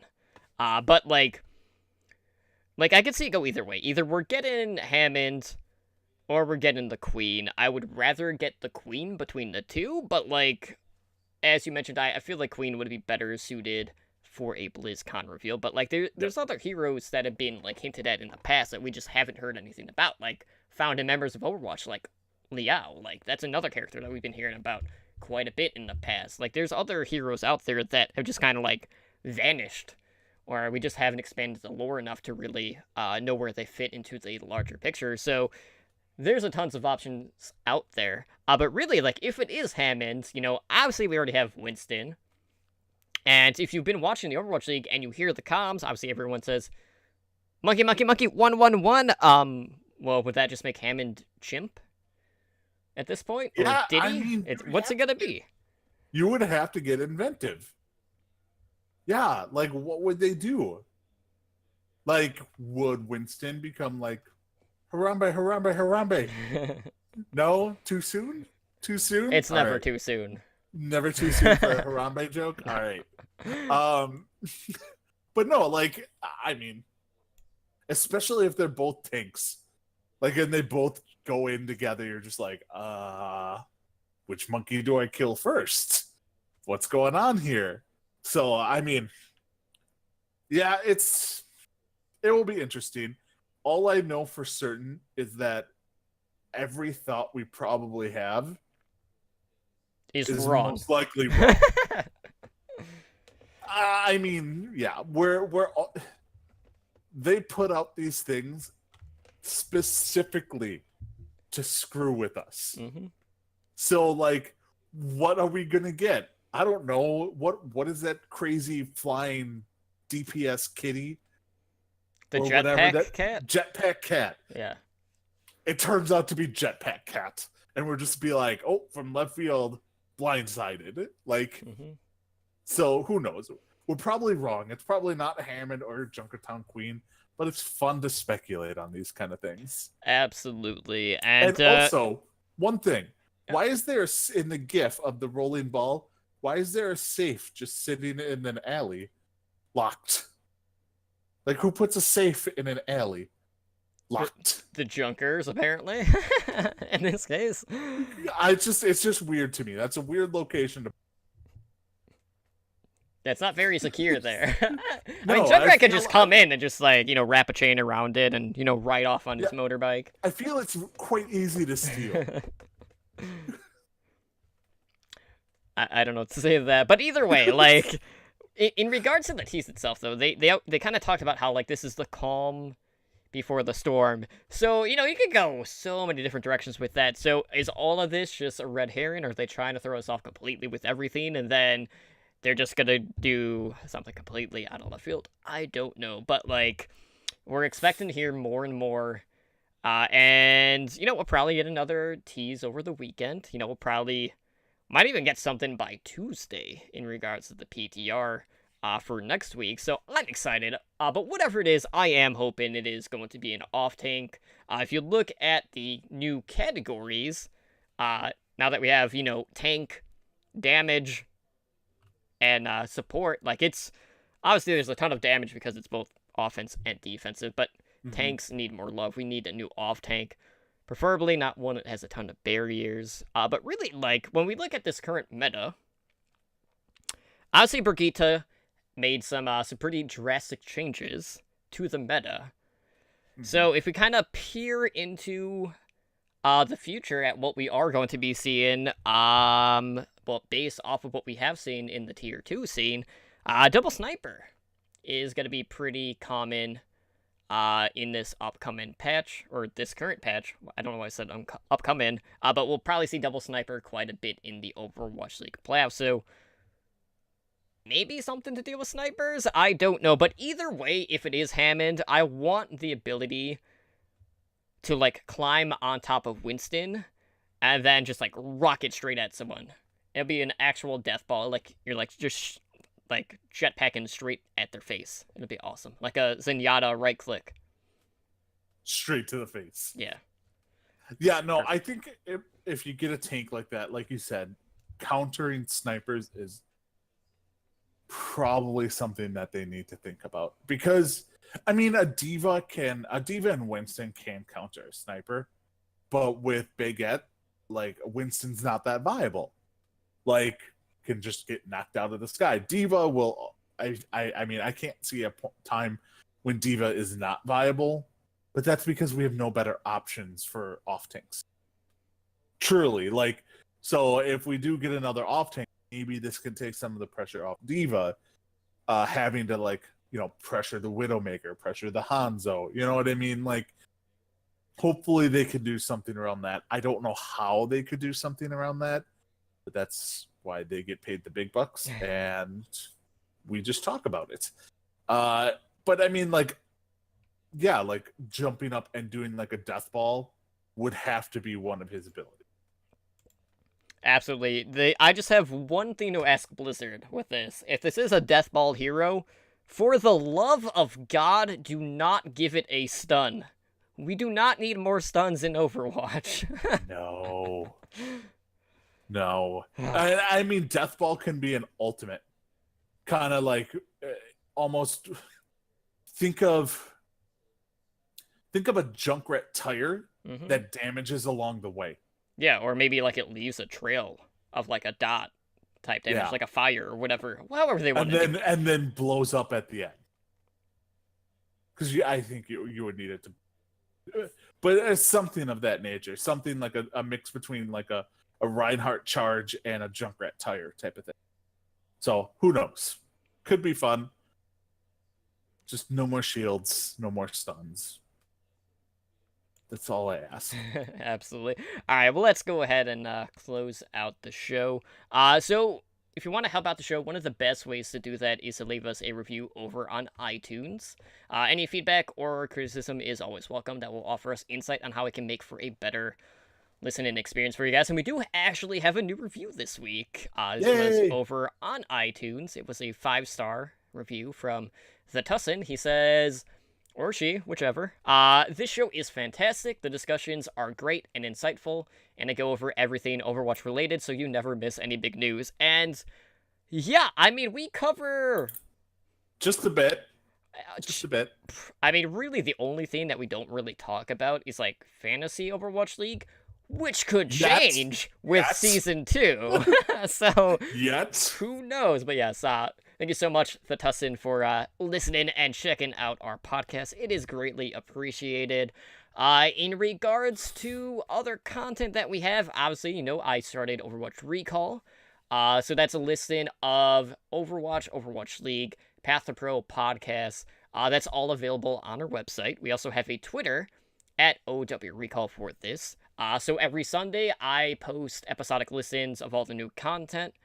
And we got our podcast coming soon. More than likely, this is going to drop sometime in July. I did reach out to one particular podcast that I'm very close with, the Cavalry, to see if they could come on to be our first guest. So I wouldn't hear back from Mel in regards to that. So expect that to launch sometime in July. I also did a little cleaning up on the website for Overwatch Recall.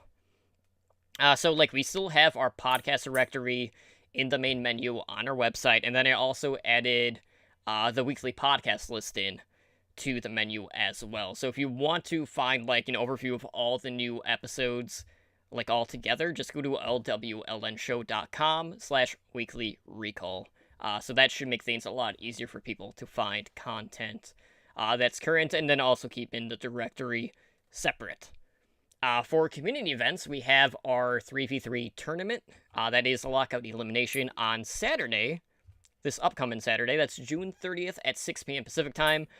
We definitely need more people to sign up for this, because I think last time I checked, we still only had 2. Hopefully we'll get some more people signed up. We only need 3 people a team. That's not crazy amount to ask for, but these tournaments are always fun. Lockout elimination is a great mode.